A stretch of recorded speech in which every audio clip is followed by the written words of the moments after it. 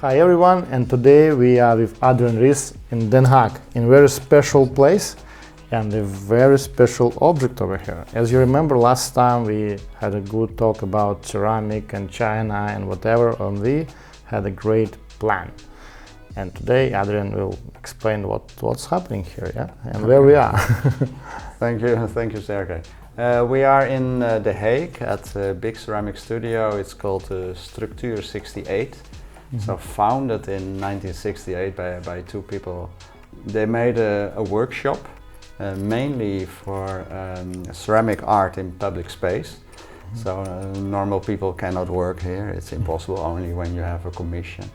And one of the owners, he was my teacher at the Rietveld Academy. So I was already allowed to work here when I even didn't finish art school. They are specialized in the most bright, in the most special glazes in the world. So every time when I want to glaze, and when I'm in Holland or not in China or anywhere else, I really want to do it here because it's the best place to go. I finished my sculpture in my studio in Amsterdam, took some clay out, transported to here. Start to dry, take more clay out, and then I started to do some glaze testing. Last week some pieces came out of the kiln, some very nice, some mistakes, and that's why you make test pieces, of course. And today we're here and started to decorate with all the loose pieces. Yeah. I don't do that in one piece because I like to assemble my work, and then every piece I can glaze in the right way, put it together, and when I don't like, I just take it off, I put something else again. And it's like then a mosaic, a little bit. Yeah, it's a puzzle, but it's also big fun to do. As you can see, a lot of the works I made on this piece has to do with tea, of course. Like the I Ching teapot. For the first time in my life I made a teapot. Yeah, so this is your first teapot, actually. Great. We're all proud you have first Adrian teapot. And together with my young son, he's 8 years old, I made 120 tea leaves in my studio, and I just glazed them in a very wild way in three different kind of glazes. Just see what's happening, and you can just see a few on.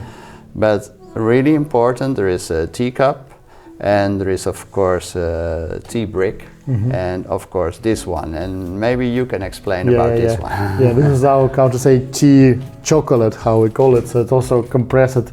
Mostly we do herbal teas in this. In this shape, but also it also can be found in China somehow in like red tea or down-power tea. So it's kind of tea brick and tea cake, and so in tea leaves and cup and teapots. So we have all here. And what's the final, how to say, the idea? We already talked about that in last video, but maybe we shortly say about the idea of Harper. How it gets. Well, there is a history in Holland and especially in Amsterdam about joiners, gapers, and traditionally made above apotheek, a drugstore, and already hundreds of years ago. And most of them disappeared. 2 years ago I started to make a new one for a drugstore. And that became a real success, and a real nice piece above a traditional store in the city center of Amsterdam. And then Sergey came to me in my studio, and we came up with the idea to make a new one for your shop. And I said, well, but this one has to do with tea, because tea is also healthy, is also relaxing, and has all that kind of qualities. So I brought it back into the piece, of course. And like one of your colleagues said today, like maybe it's something like a tea god. It's like modern, contemporary view on how the tea god can be represented. And also, what I want to say, it's still unfinished, so we are in the process actually. It's not glazed, just a few pieces. So we now showing you some secrets, and hopefully maybe in a month or a little bit longer we will put it, install it on the front door of Moychay in Amsterdam. So hopefully this will happen. But can you also tell about how did you create that and what some objects mean also? You talk about tea, but what about hair and other objects? Yeah. Well, we already talked about the tea brick and the herbs, your chocolate bar. But like I said, all kinds of elements that has to do with tea, and actually most important is like the hairstyle, because this is also already like some sort of tea field. But if you see these are like typical shapes you can see in oriental landscapes, like we call it in English TC. And so this is in this way and this is in this way. So the portrait will get green hair. I see. to make a relation with the tea fields in the TC in two directions. Other thing is, of course, this is a part of a teapot also, the sprout. I will put it in front of like these holes. So 4 different colors, 4 different coloring teapots, but in a way also a little bit like the horns you can find with the animals or gods or whatsoever. A handle, also I made, and I will put it somewhere, maybe hidden, like here, maybe aside. And like when you have a big teapot, you need a big handle. So in that way, handle of hyper. And also very important that I use antique shards from China to make the relationship where tea comes from, originally from China. So these are antique shards, maybe 300 years old, maybe older, and a friend gave it to me, and I made a special place here. Wow, chic. Wow, great. And a side, so from 2 sides you can clearly see this connection. But I will do that after firing, and then I will glue it in. It's not a man, it's not a woman, but probably more a woman than a man. But let's see when it's glazed and when it's finished, how it will look like. It's still developing. What I like in the very beginning, when we just made the first film in your studio, it was so like we didn't know how it will be. It was like a kind of idea. Yeah, but you have your marks, like this is really like some sort like a handle that they really put, the grip, grip. It's easy. But be careful, it's still not fired. It looks stronger than it is now. When the clay is more wet, it's a little bit flexible. Now it's completely dry. So it's breakable. After firing, it's extremely strong again. So we will fire it on high temperature, yes? It will be 1160. It's not as high as porcelain, of course, because it's different clay. It's with grove chamotte. But it's absolutely durable for hundreds of years outside and probably thousands of years. Actually, and it's a Dutch clay. It's local one, no, it's probably a clay from Germany, because it's white, and Holland is like the end of the big rivers from Europe, so we don't have white clay. We have red clay, and the red clay has a lot of things from the river and from plants and this and that, so that you cannot fire so high. So I made pieces from Dutch clay, but it's like for outside, and the strongest is not as good as this white clay. It's more pure, and the glazes really connects with this clay. So here is a kiln room, so it's like two kilns here, mostly. There are 3 kilns. 3 kilns. 1, 2, 3, and in the other room there is another electric kiln. I see. So you can do some smaller pieces also electric, but most of these glazes working the best with in combination with the gas. So they just a little bit different. I see. Can be almost the same, can be totally different, but normally just a little bit different. And Well, we prefer to use the gas kiln. It's a little bit better result. I see. So which is the highest temperatures, like you say, 11 something? With this clay, you can go to 1180, I think, but 1140, 1160 is okay. And when you go higher, it will deform. And also the glazes are made for that temperature. So all the glazes, they are just for these. I see. It's just like in China, where you actually cannot make your own glazes because you always have like a glaze master and a shop in there. You buy your things. It's much higher, but when you use it on a lower temperature, it will not melt and it will not fit. I see. And how did you go with bigger objects?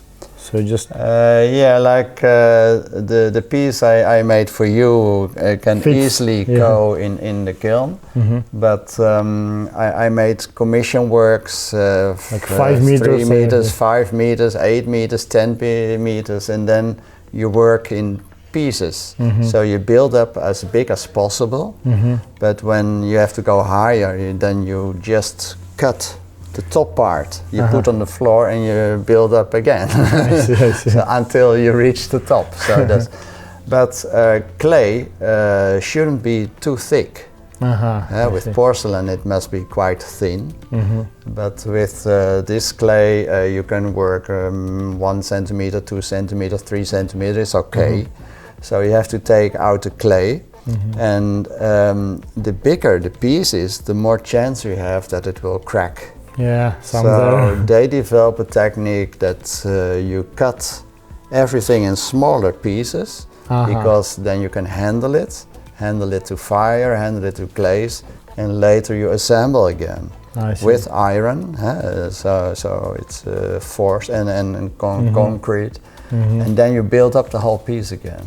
I see. So I worked with for bigger commissions, and then I had like 260 or 300 something pieces, and then all numbered, and sometimes you lose track. Wow, I see. What is it? What's the number? Is it 69 or it's 96? It didn't fit. And then sometimes you have to cut off something to assemble again. But that's something they don't do here. So here we make it in ceramics and glaze it and finish it. And then normally it goes to another workshop, and it's called Zuliani, and it's an Italian family. And they brought a technique from terrazzo and that kind of things from Italy to Holland. And they have a real good connection with this workshop, and they can build up everything. It's unbelievable. I see. And then it will be like for hundreds of years it will be okay. Oh, great. So we just assemble from anything. Yeah, so you can see some lines, but as a sculptor, as an artist, you already have to think in that way. That you how you also you know how it will be, then you because people can see that you build up in pieces, the big pieces, but still you can see it. But for our work now, it's just one piece. It's no problem. So here's a glaze lab, as I understand. This is the part where they make the glazes. So here are all the ingredients, and probably altogether like 50 or more. The owner, one of the founders of Struktuur, he developed a lot of glazes, and he became specialized in very bright glazes, because in the 60s it was still like when you put a glaze on ceramics, mostly it's like dark, it's like earthy coloring. And he had to work with a famous Dutch artist called Karel Appel, one of the most famous people from the Cobra group. And he used very bright colors. So for that commission he had to find out how to make bright yellow, bright pink, bright blue, bright red. And so he became specialized, and the specialists about glazing, they know him all over the world. So it's that's really his thing, and it's all handmade. And it's all, first they put it in this kind of books, funny books. And so you see all the the recipes, and later they put it in the computer. He teach me for years how to do it. So it's a big. So you also mix something, or you just? Normally, when I work here, I have to mix it myself, and when I'm not in time, and then Theo, one of the helpers, he can do it for me. And like last week, I want to make 3 kinds of green, very bright, in a little bit middle and a little bit dark for the tea fields in the TC, and the middle one not melted yet. Yeah. So I made a test piece, and here you see that the light one became a little bit more lighter. Dark one was fine, but the middle one, I don't know if you can see it, but it cracks, and it's not really melted. And already some other artists saw it, and also Theo, one of the people working here, he said, some artists will kill somebody to get this glaze, but I'm not looking for it. yeah, because it's also interesting, like very beautiful cracks. But, but well, the interesting thing is that it doesn't look like glaze at all. That's I don't use super shining glazes, and a glaze is like a lot of glaze is almost like glass with a color. I don't like this super shining too much. So I also like this matte shining ones.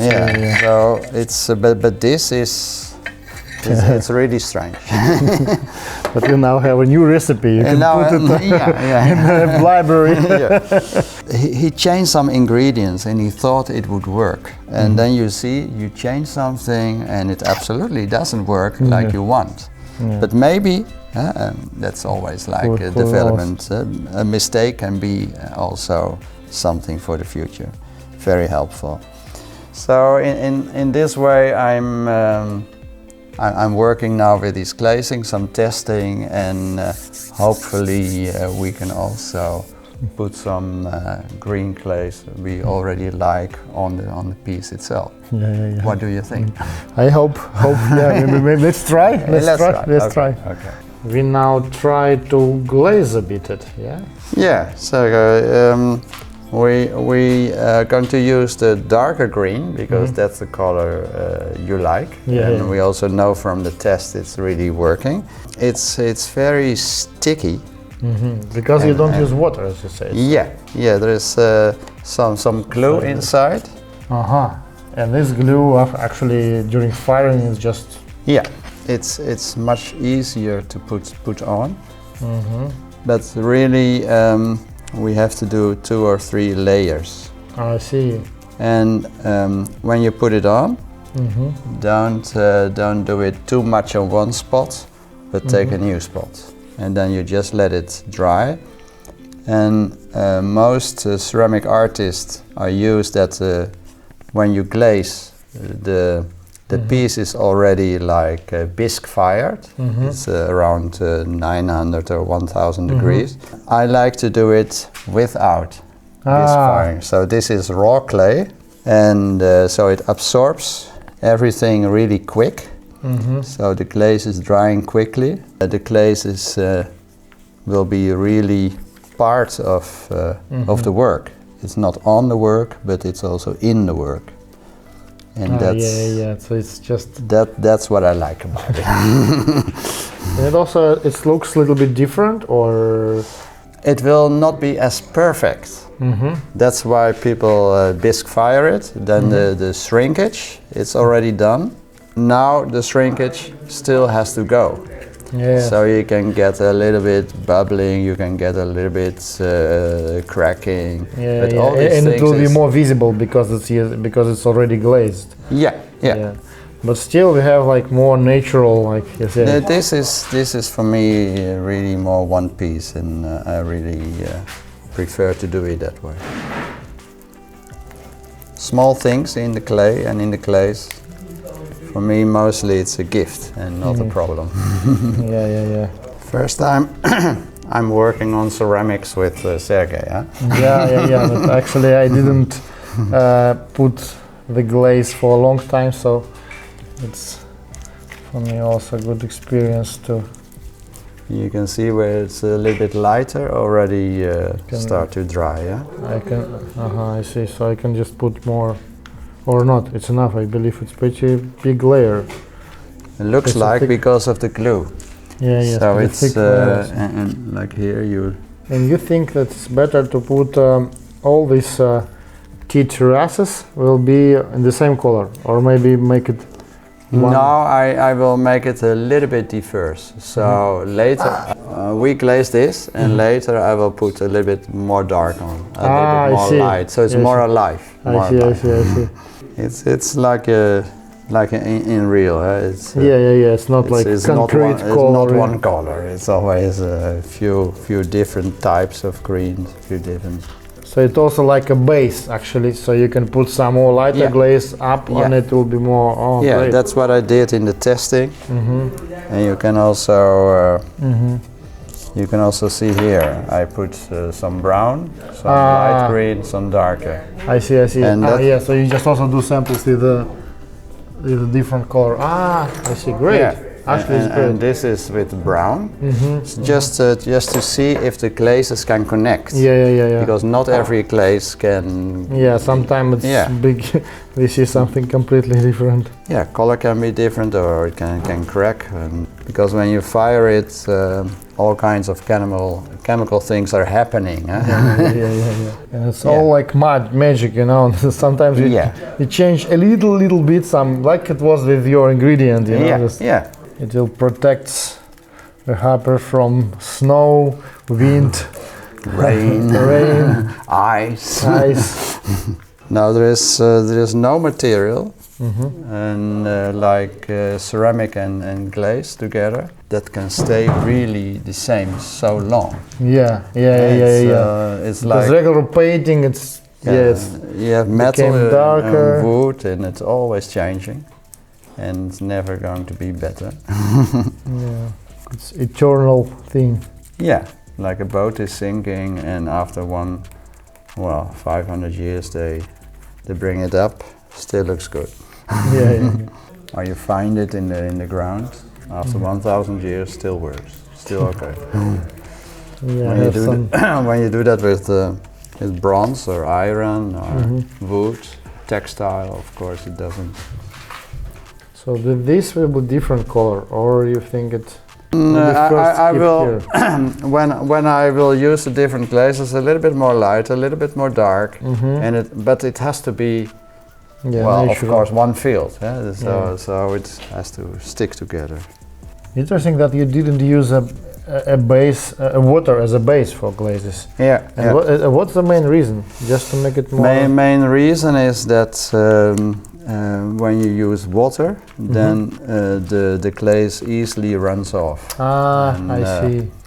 And this probably develops for sometimes when you glaze, and when you don't like the glaze, you can put another glaze on. I see. But the glaze is already so slippery. It's not easy to put on. So that's why you use some sort of glue, that it will stick on the glaze.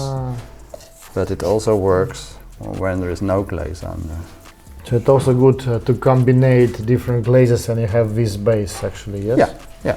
Finally, they made a first step in glazing. Yeah. And Adrian will continue on more experiments with glaze, and maybe later, we will get back when it will be almost done, and install final glue some objects. Maybe like that. My idea is that in 2-3 weeks, main glazing is done, and when you're in Holland, then you can see it totally glazed, and then we can start to adjust all the small pieces on. That would be a great moment. And after that, we hopefully get the permission from all parties to install it, because it's also a complicated issue. We need to talk to, how it's called, art committee, or Yeah, you have the Art Fund in Amsterdam, and then we have a special committee about art in public space, and then you have, of course, the official bureaucracy things, and that's just from you can do it or not, and these are the regulations. I see. We will try our best. So it's still some kind of, not a risk, but just, it's just the issue we need to solve. Yeah. But luckily we will soon have more tea places, so maybe if one street not fit, we'll put it on another place. So we will try. We will look how it's going on, but still, main thing is to finish the object. I really made this one for the Rozengracht. So, We hopefully it will be on Rozengracht. It'll be okay. Okay, so thank you very much. Thank you for watching. I hope it was interesting, and leave your comments and many questions. We will later also answer the questions, because actually we also have a chance to be in this absolutely special place, which is maybe we are one of very few who was supposed to film here, because regularly it's not permitted, because it's only for artists, for commission, as you tell. So it's quite special that we are here. Lucky and happy. Thank you very much, Adrian. See you soon. Thank you. Bye bye.